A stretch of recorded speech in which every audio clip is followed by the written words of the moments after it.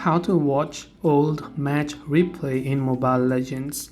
In order to watch your old match replay in Mobile Legends, once you launch Mobile Legends, go to your profile avatar from the top left of the screen.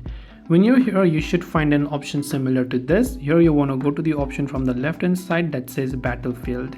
Now from Battlefield, you can go to the option right here towards the third left that says Replays. Now under Replays, you have two options: Recent Replays, which you'll find of the last 5 matches. So replays of your last 5 matches will be saved automatically, and you can save your favorite replays in My Replays.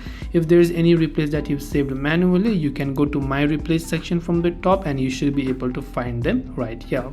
This way you can watch old match replays in Mobile Legends. Hope this video helped you out, and if you have any questions, feel free to leave them down below. As always, thank you for watching till the end and see you in the next video.